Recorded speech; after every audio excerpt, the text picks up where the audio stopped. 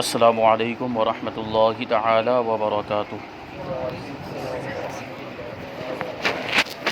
نحمده ونصلي ونسلم على رسوله الكريم اما بعد فاعوذ باللہ من الشیطان الرجیم بسم اللہ الرحمن الرحیم ان اللہ وملائکته یصلون علی النبی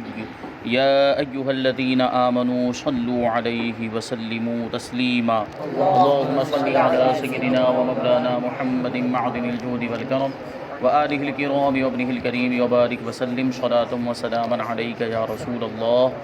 صلی اللہ تعالی علیہ وسلم۔ امامت کا بیان یعنی نماز کی امامت کا بیان چالو ہے، اور نماز کی امامت کا مطلب اس سے پہلے بیان کیا گیا، اور امام کے لیے کتنی شرطیں ہیں ان کو بیان کیا گیا، اور اقتداء کی کتنی شرطیں ہیں۔ یعنی ایک آدمی کسی کو امام بنا کر اس کے پیچھے نماز پڑھتا ہے تو یہ جو نماز پڑھی جاتی جس کو جماعت کے ساتھ نماز پڑھنا کہتے ہیں، اس کے لیے کتنی شرطیں ہیں؟ تو اس کی 13 شرطیں ہیں جو کل بیان کی گئی۔ اب آگے سوال ہے کہ حنفی شافعی کی اقتداء کب کر سکتا ہے؟ ہم حنفی مذہب کے ماننے والے ہیں، 4 مسلک ہیں، ان میں سے ایک حنفی مسلک ہے، دوسرا ہے شافعی، تیسرا مالکی، چوتھا حنبلی مسلک۔ تو اگر کہیں ایسا موقع آ گیا کہ امام شافعی ہے اور جو مقتدی ہے وہ حنفی ہے، تو کیا وہ شافعی کو امام بنا سکتا ہے؟ شافعی کے پیچھے حنفی نماز پڑھ سکتا ہے تو کب پڑھ سکتا ہے، اور نہیں پڑھ سکتا ہے تو کب نہیں پڑھ سکتا ہے؟ اس کو بیان کرتے ہیں کہ شافعی یا دوسرے مقلد کی اقتداء اس وقت کر سکتے ہیں جب وہ مسائل طہارت و نماز میں ہمارے فرائض مذہب کی رعایت کرتا ہو، یا معلوم ہو کہ اس نماز میں اس نے رعایت کی ہے، یعنی اس کی طہارت ایسی نہ ہو کہ حنفیہ کے طور پر غیر طاہر کہا جائے، نہ نماز اس قسم کی ہو کہ ہم اسے فاسد کہیں۔ یہ مسئلہ ضروری بیان کیا۔ جیسے شافعیوں کے نزدیک وضو کے اندر اگر بال کی ایک لٹ کو بھی اگر یوں بھیگے ہاتھ سے پکڑ لیتے ہیں تو مسح ہو جائے گا، ایک بال کو بھی اگر ایسے بھیگے ہاتھ سے پکڑ لیتے ہیں تو مسح، جبکہ ہمارے نزدیک کیا ہے؟ 1/4 سر کا مسح کرنا فرض ہے، اگر اس سے کم مسح کیا ہے تو مسح ہوگا ہی نہیں، اور جب مسح نہیں ہوگا تو وضو بھی نہیں ہوگا۔ تو کسی شافعی نے اگر اس طریقے سے مسح کیا، جیسے ایک انگلی کو خالی ایسے سر میں گھما دیا ہے، بھیگی انگلی کو، اب وہ نماز پڑھا رہا ہے اور ہمیں معلوم ہے کہ اس نے ایسا کیا ہے، 1/4 سر کا مسح نہیں کیا، اگر اس نے 1/4 سر کا مسح کر لیا ہے یا پورے سر کا مسح کر لیا تب تو اقتداء درست ہو سکتی ہے، جبکہ دوسرے مسائل میں بھی ہمارے مذہب کی رعایت کی ہو۔ لیکن اگر اس نے صرف ایک ہی انگلی کے برابر مسح کیا ہے تو پھر حنفی کی نماز اس کے پیچھے نہیں ہو سکتی۔ دوسرے ایسے بہت سے مسائل ہیں جن میں اس کی رعایت ضروری ہے۔ اب اس کے لیے دونوں مذہبوں کا جاننا بھی ضروری ہے کہ حنفی مذہب میں اور شافعی مذہب میں کیا بنیادی فرق ہے، اور کچھ ایسا فرق ہے جو چل جاتا ہے، سنت کا فرق ہے، جو ہم کچھ چیزیں ایسی ہوتی ہیں جن کو ہم سنت سمجھتے ہیں وہ سنت نہیں مانتے ہیں، ایسی بہت سی چیزیں ہیں، تو ان سے تو نماز میں اتنا فرق نہیں آئے گا، لیکن واجبات میں جہاں اختلاف ہے کہ وہ واجب سمجھتے ہیں ہم واجب نہیں سمجھتے، بہت سی چیزیں ہمارے نزدیک واجب ہیں ان کے نزدیک واجب نہیں ہے، تو ایسی صورت میں نماز درست نہیں ہوگی۔ تو بہتر تو یہی ہے کہ اگر ہم حنفی ہیں تو حنفی امام کے پیچھے ہی نماز پڑھیں، اسی کو بیان کرتے ہیں۔ پھر بھی حنفی کو حنفی کی اقتداء افضل اور بہتر ہے، اور اگر معلوم نہ ہو کہ ہمارے مذہب کی رعایت کرتا ہے، نہ یہ کہ اس نماز میں رعایت کی ہے تو جائز ہے، یعنی نماز پڑھ تو سکتے ہیں مگر مکروہ ہے، اور اگر معلوم ہو کہ اس نماز میں رعایت نہیں کی ہے تو باطل محض ہے، نماز ہوگی ہی نہیں۔ ٹھیک ہے، یہ بات، اور عام طور پر ہمارے یہاں تو ہمارے بلاد میں ہندوستان میں حنفی ہی زیادہ پائے جاتے ہیں، اور ہم بھی حنفی ہیں اور تقریباً ہمارا امام بھی حنفی ہی ہوتا ہے، تو یہ مسائل اتنے پیش نہیں آتے۔ اگر کہیں باہر جانا ہوا، جیسے ساؤتھ کے علاقوں میں شافعی حضرات رہتے ہیں، وہاں پر اگر جانا ہوا، وہاں پر شافعی امام ہے تو وہاں پہ یہ مسائل پیش آ سکتے ہیں۔ سوال: امامت کا زیادہ حقدار کون ہے؟ امامت کا زیادہ حقدار ہونے کا مطلب امام بننے کا زیادہ حقدار کون ہے؟ یہ بات کس چیز کی چل رہی ہے؟ زیادہ حقدار ہونے کی، یعنی حقدار سب ہیں لیکن ان میں پہلے امام کس کو بنایا جائے؟ ورنہ امام کے شرائط تو پہلے اوپر بیان کر دیے کہ امام کے اندر یہ شرائط پائے جانے چاہیے، وہ قرات صحیح طور پر کرنا جانتا ہو، عاقل ہو، بالغ ہو، مسلمان ہو، اور نماز کے ضروری مسائل، طہارت کے ضروری مسائل وغیرہ جانتا ہو، فاسق مولن نہ ہو، یہ ساری چیزیں اس کے اندر ہو۔ لیکن اب اگر بہت سارے لوگ ان شرائط کے جامع ہیں، وہ سب جمع ہو گئے، اب مان لو 10 لوگ ہیں تو 10 لوگ صحیح طور پر قرات کر لیتے ہیں، 10 لوگ ہیں جو فاسق مولن نہیں ہے، 10 لوگ ہیں جو طہارت اور نماز وغیرہ کے ضروری مسائل بھی جانتے ہیں، عاقل بالغ مسلمان بھی ہیں، تو اب ان میں سے کس کو امام بنایا جائے، ان میں سے زیادہ حقدار کون ہے، اس کا مسئلہ یہاں پہ بتائیں گے۔ تو سب سے پہلے سب سے زیادہ مستحق امامت وہ شخص ہے جو نماز و طہارت کے احکام کو سب سے زیادہ جانتا ہو، اگرچہ باقی علوم میں پوری مہارت نہ رکھتا ہو، بشرطے کہ قرآن صحیح پڑھتا ہو، یعنی حروف کے مخارج اور جانتا ہو اور مخارج سے ادا کرتا ہو، اور مذہب کی کچھ خرابی نہ رکھتا ہو، مذہب یعنی مذہب اسلام کی، عقائد میں کوئی گڑبڑ نہ ہو، اگر عقیدہ خراب ہے تو اس کو بھی امام نہیں بنا سکتے، اور فواحش یعنی بے حیائی کے کاموں سے بچتا ہو۔ تو یہ سب چیزیں اگر پائی جاتی ہیں تو اس کو امام بنانا جائز ہے۔ لیکن اگر ان ساری چیزوں میں بھی دوسرے لوگ ہیں جو اس کے برابر ہیں، یہ جو چیزیں بیان کی کہ صحیح قرآن پڑھنے والے دوسرے لوگ بھی موجود ہیں، مخارج سے تلفظ کے ساتھ پڑھنے والے دوسرے بھی موجود ہیں، غیر فاسق دوسرے بھی موجود ہیں، اور طہارت و نماز کے مسائل جاننے والے دوسرے بھی موجود ہیں، تو اب کس کو ترجیح ہوگی، اب کس کو آگے بڑھا جائے؟ تو دوسرے نمبر پر اس کے بعد وہ شخص جو تجوید یعنی قراءت کا زیادہ علم رکھتا ہو اور اس کے موافق ادا کرتا ہو۔ ایک تو یہ ہے کہ مخرج سے ادا کر لینا، صحیح تلفظ کے ساتھ ادا کر لینا، یہ اس کو کہتے ہیں صحیح طور پر پڑھنا یا قراءت کا بنیادی علم ہونا، اور ایک ہے تجوید کی زیادہ معلومات ہونا، جو تجوید کے قوانین ہوتے ہیں، تجوید کے اصول اور ضوابط ہوتے ہیں، ان کو جو زیادہ جانتا ہو تو پھر اس کو آگے بڑھایا جائے گا۔ یہ 2 نمبر۔ اور نمبر 3 پر ہے کہ اگر کئی شخص ان باتوں میں برابر ہیں، وہ تجوید کا علم رکھنے میں بھی اب بہت سے لوگ ہیں جو اتنا ہی علم رکھتے ہیں جتنا دوسرے کو، تیسرے کو، سب کو اتنا ہی علم ہے، تو وہ کہ جو زیادہ ورع رکھتا ہو یعنی زیادہ متقی اور پرہیزگار ہو۔ تیسرے نمبر پر کون آتا ہے؟ جو زیادہ متقی اور پرہیزگار ہو، یعنی حرام تو حرام، شبہات سے بھی بچتا ہو، شکوک اور شبہات والی چیزیں بھی، جس چیز میں کوئی شک ہو جائے کہ یہ حرام ہو سکتی ہے تو وہ اس سے بھی بچے، تو وہ ایسے شخص کو متقی پرہیزگار کہتے ہیں، تو پھر اس کو آگے بڑھا جائے گا۔ لیکن اب چند لوگ ہیں جو ایسے ہی ہیں، شکوک اور شبہات سے بھی بچتے ہیں، تو اب ان میں کس کو آگے بڑھائیں گے؟ تو نمبر 4، اس میں بھی برابر ہوں تو زیادہ عمر والا، یعنی جس کو زیادہ زمانہ اسلام میں گزرا ہو، جو عمر دراز ہو، جو بزرگ ہو، تو اس کو پھر آگے بڑھایا جائے گا۔ اور اس میں بھی اگر برابر ہوں تو جس کے اخلاق زیادہ اچھے ہوں، اور اس میں بھی اگر برابر ہوں تو زیادہ وجاہت والا، یعنی خوبصورت چہرے والا، نورانی چہرے والا، یعنی تہجد گزار، تہجد کی نماز پڑھنے والا، کہ تہجد کی کثرت سے آدمی کا چہرہ زیادہ خوبصورت ہو جاتا ہے، نور آ جاتا ہے، جو تہجد کی نماز پڑھتا ہے اس کے چہرے پر نور آ جاتا ہے، ایک وجاہت آ جاتی ہے۔ پھر زیادہ خوبصورت، پھر زیادہ حسب والا، پھر وہ کہ اعتبار نسب کے زیادہ شریف ہو، یعنی خاندانی اعتبار سے، خاندان کے اعتبار سے زیادہ شرافت والا مانا جاتا ہو۔ جیسے ان ساری چیزوں کے اندر جو اوپر بیان کی سب برابر ہے، قرات بھی صحیح طور پر کر لیتا، تجوید کے علم بھی چند لوگ ہیں تجوید کا علم بھی برابر رکھتے ہیں، ورع اور تقویٰ میں بھی سب برابر ہیں، اس کے بعد عمر والے تقریباً ایک ہی عمر والے بھی ہیں، اور پھر یہ ہے کہ اخلاق بھی سب کے برابر ہیں، یا وجاہت میں بھی سب برابر ہیں، تو پھر حسب والے کو دیکھا، خاندانی شرافت کو دیکھا جائے گا۔ جیسے مثال کے طور پر 10 لوگ جو ان اوپر کی ساری چیزوں میں برابر ہیں، لیکن ان میں سے کوئی سادات ہیں، ان میں سے کوئی سید ہے، تو پھر ان کو آگے بڑھایا جائے گا۔ پھر اس کے بعد دوسرے خاندان وغیرہ کو دیکھا جائے گا۔ امام، اب یہ تو جو ہے کہ وہ شرائط ہیں جب کوئی امام متعین نہ ہو اور چند لوگ ایسے جمع ہو گئے ہیں جو جن کے اندر یہ چیزیں پائی جا رہی، تب یہ جو ہے کہ ترجیح کی صورت ہوگی کہ ان کو آگے بڑھا جائے یا ان کو بڑھایا جائے۔ لیکن امام ایک معین ہے، مقرر ہے، ایک امام فکس ہے مسجد کے اندر، جیسے عام طور پر ہوتا ہے کہ ایک امام مقرر ہوتا ہے، کسی مسجد میں ہم پہنچے تو اس کو بیان کرتے ہیں کہ امام معین ہی امامت کا حقدار ہے، جس کو مقرر کیا گیا ہے نماز پڑھانے کے لیے وہی امامت کا ذات۔ اب وہاں یہ نہیں دیکھا جائے گا جیسے ہم ابھی جو ہے کہ عصر کی نماز پڑھنے کے لیے پہنچے اور 10 لوگ ایسے ہیں کہ امام سے زیادہ علم رکھتے ہیں اور امام سے زیادہ متقی پرہیزگار ہے، امام سے زیادہ عمر، تو اس کا یہ مطلب نہیں امام کو ہٹا دیا جائے اور پھر ہم نماز پڑھانے کے لیے کھڑے ہو جائیں۔ تو امام معین جو ہے، جو مقرر ہے، وہی امامت کا زیادہ حقدار، پھر وہ اس کو ہٹانے کی اجازت نہیں ہوگی، ٹھیک ہے، اگرچہ حاضرین میں کوئی اس سے زیادہ علم اور زیادہ تجوید والا ہو، جبکہ وہ امام جامع شرائط امامت ہو، یعنی جو امام مقرر ہے اس کے اندر وہ شرائط جو اوپر بیان کیے گئے، وہ صحیح طور پر قرآن پڑھتا ہو، نماز ہو، طہارت کے ضروری مسائل جانتا ہو اور فاسق معلن نہ ہو، تو وہ امامت کرا سکتا ہے،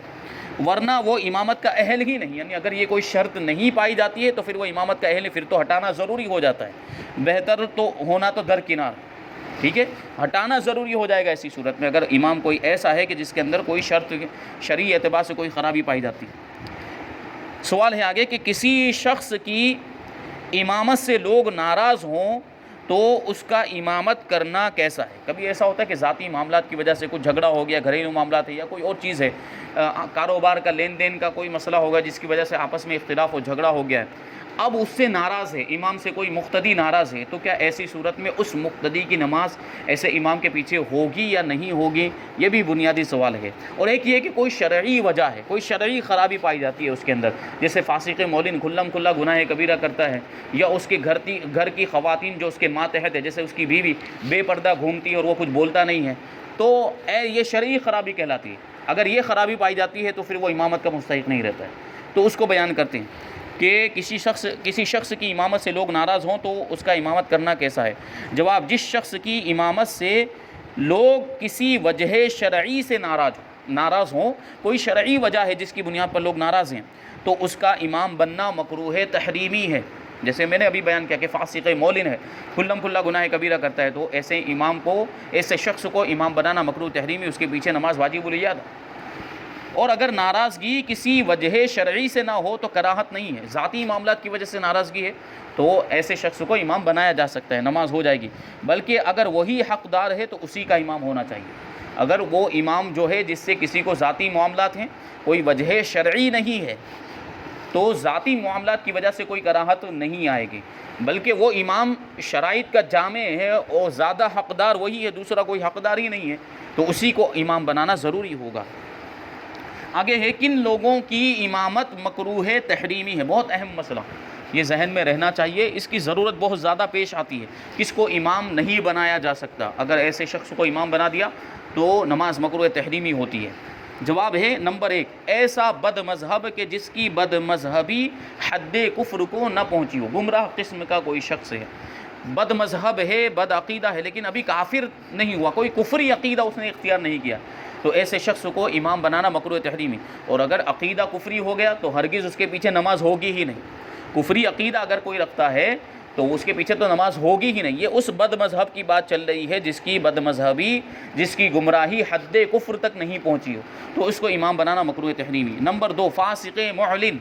جیسے شرابی، جواری، زناکار، سود خور، چگل خور وغیرہ، ہم جو کبیرہ گناہ بالاعلان کرتے ہیں، علی الاعلان، کھلم کھلا گناہ کبیرہ کرنے والے، تو ان کو امام بنانا گناہ اور ان کے پیچھے نماز مکروہ تحریمی واجب العیادہ ہے، یعنی ایسی نماز کا دہرانا واجب ہے۔ اب آگے بیان کرتے ہیں کہ کن لوگوں کی امامت مکروہ تنزیہی ہے۔ مکروہ تنزیہی کا مطلب پہلے بھی بیان کیا کہ ناپسندیدہ عمل ہے لیکن گناہ نہیں ہے۔ اگر مکروہ تنزیہی کا ارتکاب اگر کوئی کر لیتا ہے تو گنہگار نہیں ہوگا۔ تو ایسے لوگ جن کی امامت مکروہ تنزیہی، اس میں نمبر 1 پر ہے اندھا شخص، نابینا شخص، اور اس میں کراہت کی ایک وجہ یہ ہے کہ وہ نابینا ہے، وہ نماز کے وقت وغیرہ کا خیال نہیں رکھ، گھڑی نہیں دیکھ پائے گا اور کوئی بتانے والا نہیں ہے، تو ان چیزوں کی وجہ سے اس میں کراہت ہے۔ اور اس کو آگے بتائیں گے بھی کہ اگر اندھا ہی زیادہ حقدار ہے تو پھر تو اسی کو ہی امام بنایا جائے گا، نابینا شخص ہی امامت کا زیادہ حقدار ہے، جسے علم بھی بہت رکھتا ہے، حافظ قرآن بھی ہے، قاری بھی ہے، اچھے طور پہ قرآن پڑھنا بھی جانتا ہے، مسائل بھی جانتا ہے، اور سب چیزیں ہیں، فاسق مولن بھی نہیں ہے، اور دوسرا کوئی شخص اس کے برابر موجود ہی نہیں ہے، تو پھر تو اسی کو امام بنایا جائے گا۔ تو اندھے میں جو کراہت ہے وہ بہت ہی کم، ایک تو کراہت تنزیہ پہلے ہی سے ہے لیکن اندھے میں اور زیادہ کم ہے۔ پھر ہے دوسرے نمبر پہ ولد الزنا، زنا کی اولاد، زنا کا جو بچہ ہے، یعنی اس کے ماں باپ نے زنا کیا، حرام طریقے سے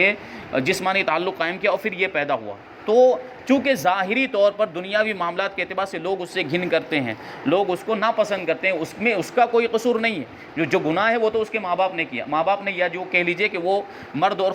خاتون ان دونوں نے کیا، جو زانی اور زانیہ ہیں انہوں نے وہ گناہ کیا، اس میں اس کا کوئی قصور نہیں ہے، لیکن پھر بھی لوگوں کے گھن کرنے کی وجہ سے یا لوگوں کے ناپسند کرنے کی وجہ سے اس کو امام نہیں بنایا جائے گا۔ یہ کراہت تنزیہی، مکروہ تنزیہی،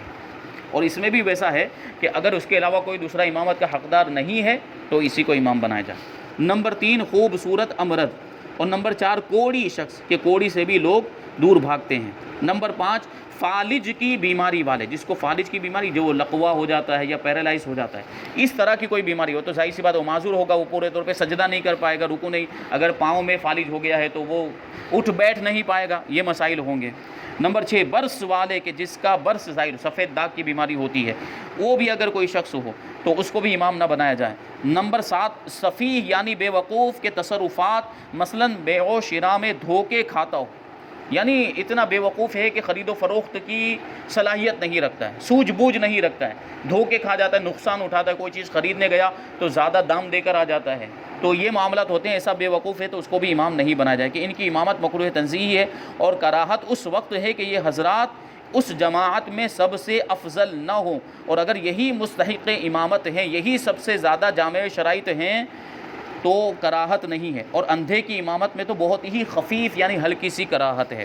تو یہ لوگ ہیں جن کے بارے میں بتایا کہ ان کی امامت مکروہ تنزیہی ہے۔ اب آگے ہے کہ کیا بالغ مرد نابالغ کی اقتداء کر سکتا ہے، یعنی نابالغ کو امام بنا سکتے ہیں؟ سوال یہ ہے، تو اس سے پہلے ضمناً آیا تھا کہ نابالغ نابالغوں کی تو امامت کر سکتا ہے، لیکن نابالغ بالغوں کی امامت نہیں کر سکتا، چاہے کوئی بھی نماز ہو، چاہے نفل نماز ہو، سنت نماز ہو، اس کو بتاتے ہیں کہ نابالغ کی اقتداء بالغ کسی نماز میں نہیں کر سکتا، یہاں تک کہ نماز جنازہ، تراویح و نوافل میں بھی نہیں کر سکتا۔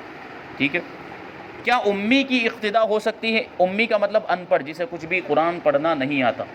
کچھ بھی قرآن پڑھنا نہیں آتا، تو کیا اس کی اقتداء کر سکتے ہیں، اس کو امام بنا سکتے ہیں؟ تو جواب، جس کو کچھ قرآن یاد ہو، اگرچہ ایک ہی آیت یاد ہو، وہ امی یعنی جس کو کوئی آیت یاد نہیں ہے اس کی اقتداء نہیں کر سکتا۔ جس کو ایک بھی آیت یاد ہے قرآن کی، وہ اس شخص کو اپنا امام نہیں بنا سکتا جس کو ایک بھی آیت یاد نہیں، جس کو امی کہا، جیسے میں نے ابھی اس کا مطلب بتا دیا کہ امی جس کو ایک آیت بھی نہیں آتی، بالکل بھی قرآن نہیں آتا، اس کو امام نہیں بنا سکتے، بلکہ ایک آیت جس کو یاد ہے وہ بھی اس کو امام نہیں بنا سکتا ہے، اور امی کے پیچھے پڑھ سکتا ہے، دونوں ایک جیسے ہی ہے، جو امام ہے اس کو بھی ایک آیت یاد نہیں ہے، اور جو اس کے پیچھے نماز پڑھ رہا ہے اس کو بھی ایک آیت یاد نہیں ہے، تو اب یہ دونوں ایک دوسرے کے پیچھے، کیونکہ دونوں برابر ہو گئے، تو ایک دوسرے کے پیچھے نماز پڑھ سکتے ہیں۔ جس کو کچھ آیتیں یاد ہیں مگر حروف صحیح ادا نہیں کرتا، یعنی مخرج نہیں جانتا، جس کی وجہ سے معنی فاسد ہو جاتے ہیں، وہ بھی امی کے حکم میں ہے، وہ بھی امی کے مثل ہے، یعنی اس کا پڑھنا نہ پڑھنا برابر ہے، مخارج نہیں آتے، تو ایسے لوگوں کو بھی اس مسئلے سے سبق حاصل کرنا چاہیے۔ امی نے امی اور قاری دونوں کی امامت کی تو کیا حکم ہے؟ امی بن گیا امام جس کو ایک آیت بھی یاد نہیں ہے، اب اس کے پیچھے امی بھی نماز پڑھ رہا ہے اور قاری بھی پڑھا، قاری کا مطلب جس کو قرآن آتا ہے، جس کو چند آیتیں یاد ہیں، اب وہ بھی پڑھ رہا ہے، امی بھی پڑھ رہا ہے اور قاری بھی پڑھ رہا ہے، تو فرماتے ہیں کہ امی نے امی اور قاری یعنی اس کی کہ بقدر فرض قرآن صحیح پڑھ سکتا ہو کہ امامت کی تو کسی کی نماز نہیں ہوگی، اب وہ قاری کی بھی نہیں ہوگی اور امی کی بھی نہیں ہوگی۔ پہلے تو یہ کہا تھا کہ امی کی پڑھا سکتا ہے، لیکن اب اگر قاری اس میں شامل ہو گیا ہے تو پھر کسی کی نہیں ہوگی، اگرچہ قاری درمیان نماز میں شریک ہوا ہو، پہلے سے شریک نہ ہوا ہو، درمیان میں شریک ہوا، تب بھی نماز فاسد ہو جائے گی۔ اب ایک سوال بہت اہم ہے کہ امی کی اپنی نماز کا کیا حکم ہے؟ امی جس کو بالکل بھی قرآن پڑھنا نہیں آتا ہے تو اس کی خود کی نماز ہوگی یا نہیں ہوگی؟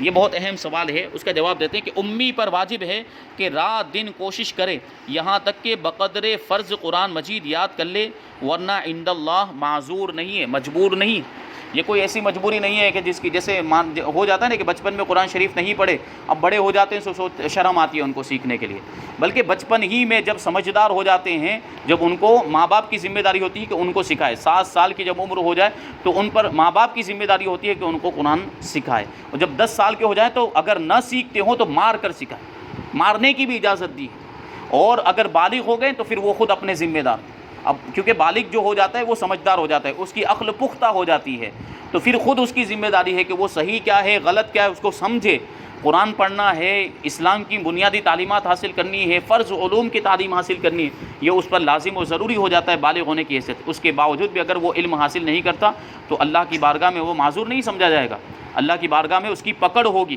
تو نے علم کیوں حاصل نہیں کیا، تجھ پر علم حاصل کرنا فرض قرار دیا گیا تھا۔ تو الحمدللہ اللہ کا شکر ہے، اللہ کا احسان ہے کہ ہم علم حاصل کر رہے ہیں، اللہ تبارک و تعالی ہمیں مزید علم حاصل کرنے کی توفیق عطا فرمائے۔ تو جو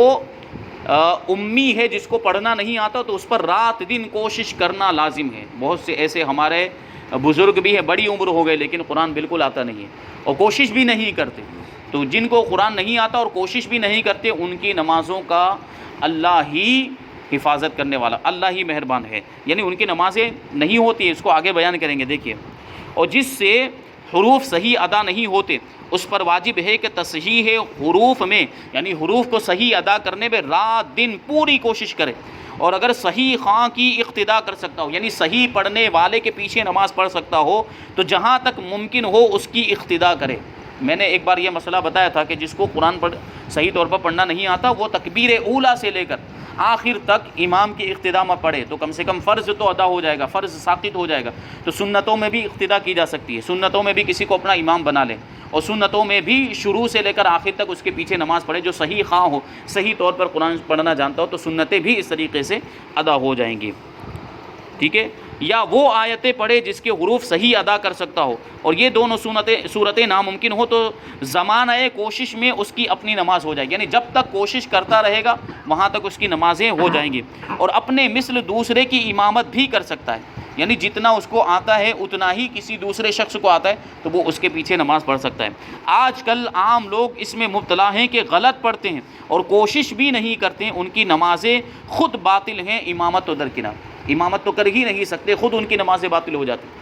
آتا نہیں ہے اور کوشش بھی نہیں کرتے. ایک تو یہ کہ آتا نہیں لیکن کوشش کرتے ہیں، تو ان کے تعلق سے کوشش کرنے کی وجہ سے اسلام نے ان کو رخصت دی ہے کہ وہ کوشش کے زمانے کی جتنی نمازیں ہوں گی وہ نمازیں ان کی ہو جائیں گی، مان لی جائیں گی. لیکن جو کوشش نہیں کرتے اور غلط پڑھتے ہیں یا بالکل بھی قرآن پڑھنا نہیں آتا ان کی نمازیں باطل ہیں، ہوتی ہی نہیں ہیں. اللہ تبارک و تعالیٰ ایسے لوگوں کو سمجھ عطا فرمائے، قرآن سیکھنے کی اور نماز درست کرنے کی اور ضروری علم حاصل کرنے کی توفیق عطا فرمائے، اور جو کچھ بھی بیان ہوا اس پر ہم سب کو عمل کرنے کی توفیق عطا فرمائے. وما علینا الا البلاغ. السلام علیکم.